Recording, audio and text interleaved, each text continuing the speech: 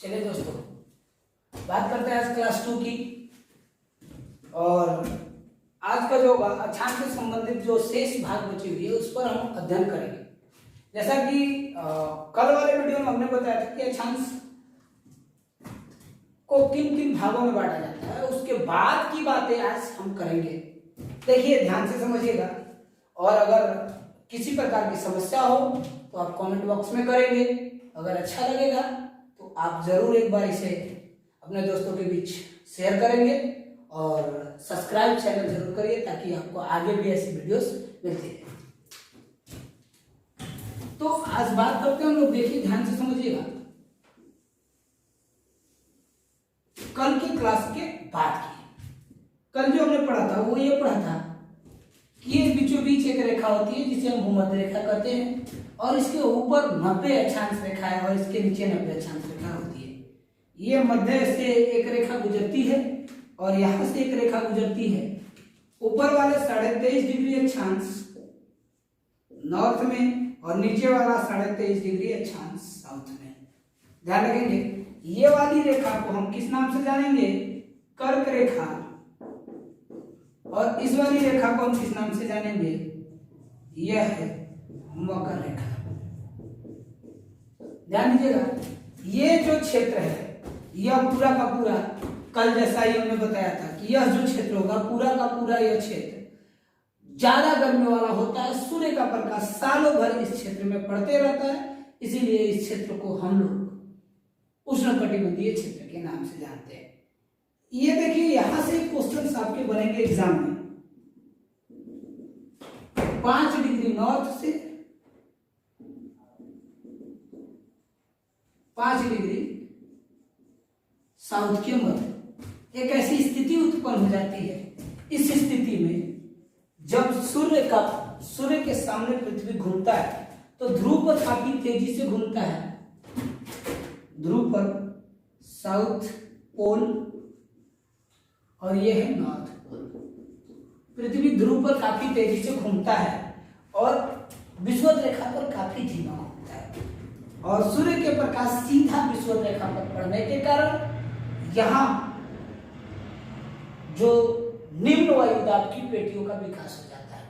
तापमान काफी अधिक हो जाता है और हवाएं ऊपर उठने लगती है। इस कारण से निम्न वायुदाब की पेटियां बनती है, और इसीलिए यहाँ पे ये जो कलरिस एरिया है जो मैंने ये रंगीन कटअप से किया हुआ है, इस क्षेत्र को हम जिस नाम से जानेंगे ये है डोल्ड्रम क्षेत्र। कैसा क्षेत्र कहेंगे? डोल्ड्रम क्षेत्र के नाम से जानेंगे। तो ये बहुत फेमस क्वेश्चन बनता है जो घेरा है हमने कि डोल्ड्रम क्षेत्र कितना डिग्री या कहाँ बनता है, तो विषुवत रेखा के नजदीक। ये वाला जो रहेंगे ये 0 डिग्री है, ध्यान रखेंगे। इसी को विषुवत रेखा कहते हैं, भूमध्य रेखा भी इसी को बोलते हैं, ध्यान रखेंगे। इसी को विषुवत रेखा और इसी को भूमध्य रेखा, इसी को 0 डिग्री अक्षांश, इसी को बृहद, कई नामों से जाना जाता है। 0 डिग्री अक्षांश को बृहद भी कहते हैं। अब ध्यान रखेंगे, अगर मैं यहां से एक सीधी रेखा इसको मिला दूं तो हम पाएंगे कि ये अर्धवृत्त के रूप में सामने आया। देखेंगे ऐसे, ये अर्धवृत्त के रूप में सामने आया। तो अगर हम पूरी की पूरी पृथ्वी की परिधि की बात करेंगे, पूरी पृथ्वी की परिधि, तो पृथ्वी की 2 परिधियां होंगी, एक विषुवत रेखीय परिधि और एक ध्रुवीय परिधि। आपको भी पता है कि पृथ्वी ध्रुव पर थोड़ी सी क्या है भाई, तो थोड़ी सी चिपटी है। पृथ्वी ध्रुव पर थोड़ी सी चिपटी है, तो जो ध्रुवीय परिधि है वो विषुवत रेखीय परिधि से क्या है? कम है। तो ध्यान देंगे, ध्रुवीय परिधि जो है, टोटल ध्रुवीय परिधि है 40,008 किलोमीटर। तो ये पूरा का पूरा है ना जी, ये पूरा 40,008 है। तो अब हम आधे की बात करेंगे तो 40,008 का आधा कितना हो गया? 20,004 किलोमीटर। अब देखिए, इस 20,004 किलोमीटर में ये जो यहां से यहां तक की लंबाई, ध्यान दीजिएगा, यहां से ये पूरी लंबाई, यहां तक की लंबाई, ये पूरी 20,004 किलोमीटर। तो इस 20,004 किलोमीटर में कितनी रेखाएं खींची गई है बेटे? 90 रेखाएं खींची गई है। ध्यान रखेंगे ना, क्योंकि कल के वीडियो में मैंने बताया था कि हर 1 डिग्री पर एक अक्षांश है, तो पोल जो ध्रुव है वहां पर एकदम 90 डिग्री अक्षांश है और इसके बीच में कई अक्षांश है। कर्क रेखा 23.5 डिग्री अक्षांश, मकर रेखा 23.5 डिग्री दक्षिणी अक्षांश। तो अब ध्यान से समझेंगे कि 20,004 किलोमीटर में कितनी रेखाएं खींची गई हैं भैया, तो हम बात करते हैं 180 रेखाएं खींची गई हैं। अगर आप इसको डिवाइड करेंगे तो 111 पॉइंट समथिंग किलोमीटर या 14 किलोमीटर के आसपास आएगा एक रेखा का मान। तो हम अब कह सकते हैं, ध्यान समझ लेंगे, इसको समझ में आ गया होगा। अगर आ गया हो तो मैं इसको हटा देता हूं और अब मैं फैक्ट की बात करूंगा। ऐसे आप पूछते हैं कि सर कहां से 111 किलोमीटर आया, इसीलिए मैं ये बताने के लिए इसको घेर देता हूं ताकि आप क्लियर रखेंगे कहां से आया। तो अगर हम बात करेंगे तो कह सकते हैं 1 डिग्री अक्षांश की दूरी कितना किलोमीटर हो जाएगा भाई, 111 किलोमीटर। ध्यान रखेंगे। अब ध्यान देंगे, यह जो कर्क रेखा है, फैक्ट की बात कर रहा हूं मैं, जो कॉम्पिटिटिव एग्जाम में आएंगे ही आएंगे। तो बात करेंगे कर्क रेखा किन महाद्वीपों से होकर गुजरता है। तो कर्क रेखा देखिए, एशिया से होकर गुजरेगा, अफ्रीका से होकर गुजरेगा और उत्तरी अमेरिका से होकर गुजरेगा। उसी प्रकार मकर रेखा की बात करेंगे तो मकर रेखा जो है वह गुजरता है ऑस्ट्रेलिया, अफ्रीका और दक्षिणी अमेरिका, है ना। ध्यान रखेंगे, दक्षिणी अमेरिका से होकर गुजरेगा।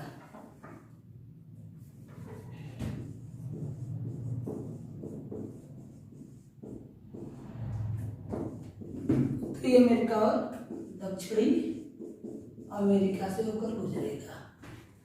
अब ध्यान देंगे, ये हो गए कर्क और मकर रेखा में। अगर हम बात करें विषुवत रेखा कहां से होकर गुजर रहा है तो पाएंगे कि एशिया, अफ्रीका और उत्तरी अमेरिका से होकर गुजरता है। तो वो कौन सा महाद्वीप है जहां से कोई रेखा नहीं गुजरती, तो हम बात कर सकते हो कौन सी महाद्वीप है भाई, तो कहेंगे यूरोप से एक रेखा गुजरती है। कौन सी रेखा, आर्कटिक रेखा, और ये कहां से गुजरती है, यूरोप प्लस नॉर्थ अमेरिका। उसी प्रकार एक ऐसी रेखा है या ऐसी रेखा है जो कहीं से नहीं गुजरती, तो हम बात कर सकते हैं कि अंटार्कटिक जो रेखा है या अंटार्कटिका जो महाद्वीप है वहां से कोई रेखा नहीं गुजरती। अब हम बात करते हैं अक्षांश से क्वेश्चंस कहां से बनते हैं। तो देखिए, एक तो यहां से बनता है, अब दूसरा क्वेश्चन बनता है कि भाई अश्व अक्षांश कितने डिग्री पर होता है। तो ध्यान से देखिएगा, हवाएं जब गर्म होती है तो ऊपर की ओर चढ़ती है और ऊपर की ओर चढ़कर इस क्षेत्र में 30 डिग्री से 35 डिग्री नॉर्थ तथा 30 डिग्री से 35 डिग्री साउथ के मध्य या दक्षिण के मध्य, साउथ के मध्य या दक्षिण के मध्य उच्च वायु दाब की पेटियां बन जाती है और ऊपर से ठंडी हवा नीचे आती है और नीचे से गर्म हवाएं ऊपर जाती है और इस कारण से इस क्षेत्र में उच्च वायु दाब की पेटियां बन जाती है, जहां क्या आता है, प्रति चक्रवात। क्या आता है भाई, प्रति चक्रवात। और प्रति चक्रवात के कारण यहाँ एक ऐसा क्षेत्र बनता है जिसे अश्व अक्षांश कहा जाता है। क्या कहेंगे भाई, अश्व अक्षांश। इस क्षेत्र में भी क्या बनेगा, तो कहीं अश्व अक्षांश बनेगा। क्यों बनेगा, क्योंकि यहाँ उच्च वायु दाब की पेटियों के कारण। अब भाई अश्व अक्षांश क्या है, थोड़ी सी कहानी थी इसमें।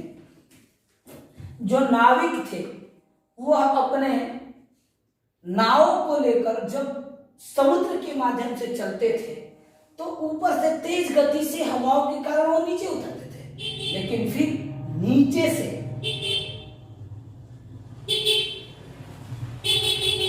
उच्च वायु दाब के कारण यह दाब पड़ती थी और उनकी नाव ना आगे बढ़ पाती थी न पीछे जाती थी। इसी कारण से वो नाव को बचाने के लिए घोड़ा व्यापारी अपने घोड़ों को फेंक देते थे और इस कारण से ये बन जाता था अश्व अक्षांश, हॉर्स लैटिट्यूड के नाम से विस्तृत हो गया। ध्यान रहेगा, यहाँ तक क्लियर है। अब आगे चलते हैं, और भी कई चीजें हैं, देखेंगे ध्यान से। 21 जून को अगर ये हो गया हो तो उसको हम लोग खत्म करते हैं, आगे की ओर चलते हैं। 21 जून को यहाँ ध्यान से देखेंगे, ये काफी क्रिटिकल है और काफी आराम से समझ में आए आपको, इसके लिए ध्यान से देखेंगे। थोड़ा सा ग्राफिकल मेथड से मैं लेके चल रहा हूं आपको ताकि आसानी से समझ में आए।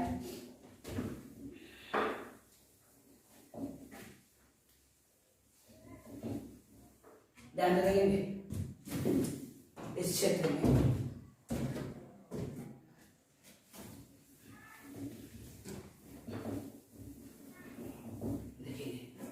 देखेंगे यहाँ, मान लिया ये सन है, थोड़ा सा समझा रहा हूं, और ये है आपकी अर्थ, ये कर्क और ये मकर और ये विषुवत। ध्यान देंगे ये अर्थ कुछ इस प्रकार से सूर्य का चक्कर लगा रही है, तो जब ये ऊपर आते हैं ये वाले पार्ट, सूर्य का प्रकाश अभी विषुवत रेखा पर, अभी कर्क और मकर और विषुवत पर, फिर पृथ्वी जब यहाँ आएगी, फिर सभी पर, फिर पृथ्वी जब यहाँ आएगी,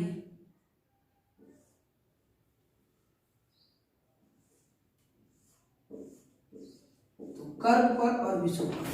ध्यान देंगे हर कंडीशन में विषुवत रेखा पर सीधा प्रकाश पड़ता है, एक बार प्रकाश कर्क रेखा पर और एक बार प्रकाश मकर रेखा पर।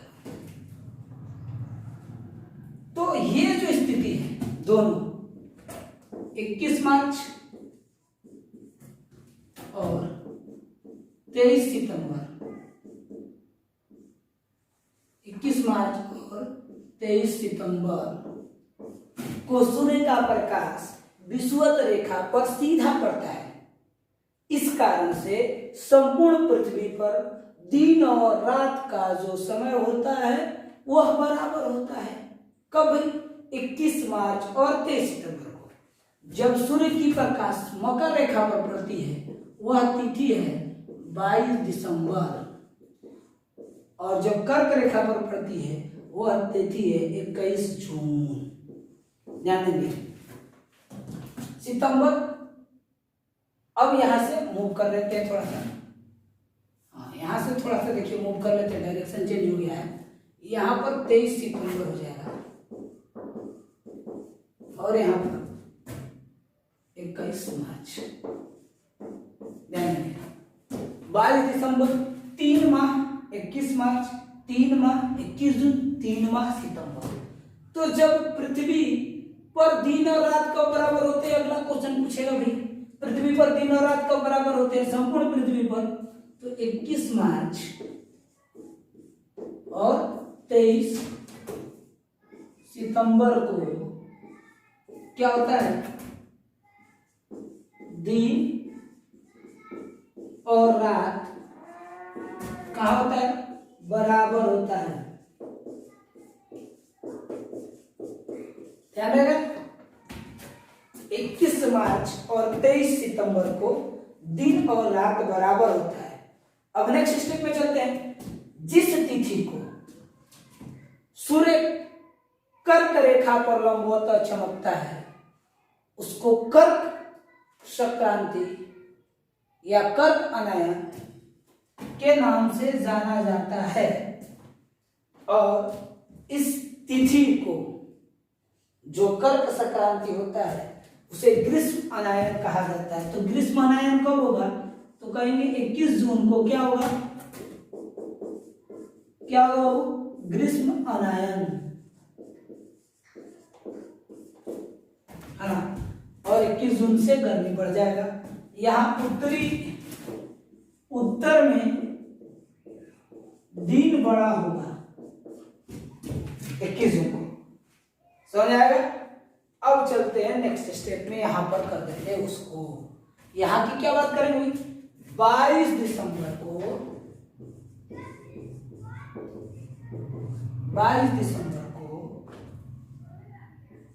मकर अनायन होता है, मकर अनायन। और यहां क्या होता है? यहां देखिए गर्मी था, अब क्या होगा? शरद या शिशिर,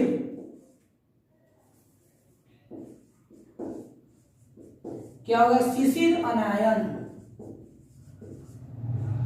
और इस तिथि में कहा? दक्षिण में दिन बड़ा होगा, ध्यान रखिए। इस तिथि में दक्षिण में दिन क्या होगा? बड़ा होगा। अब ध्यान देंगे, एक क्वेश्चन सॉल्व बनता है।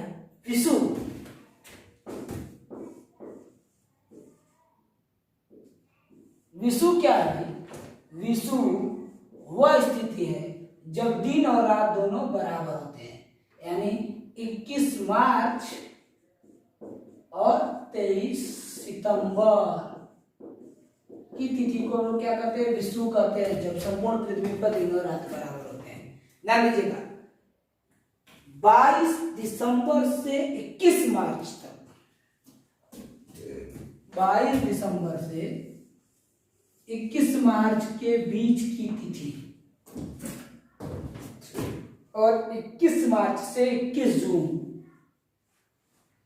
की तिथि, ये अलग अलग तिथियों में आते हैं। इस तिथि में हमारा जो स्थिति होता है वो शिशिर होता है, इसमें वसंत होता है, इसमें ग्रीष्म होता है।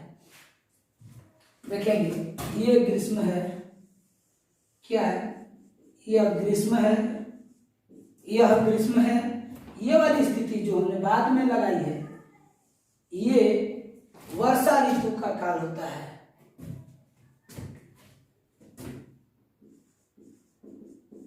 वर्षा, वसंत, और ये शिशिर।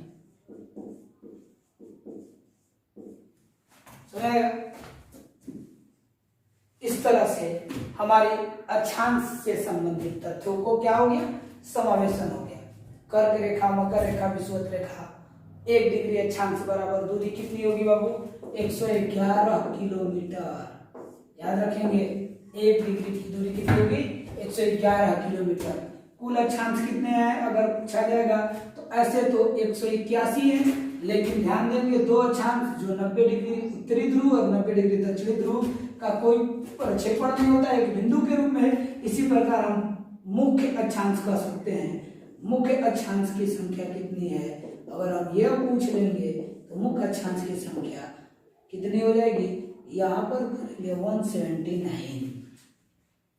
बृहद अक्षांश कौन है?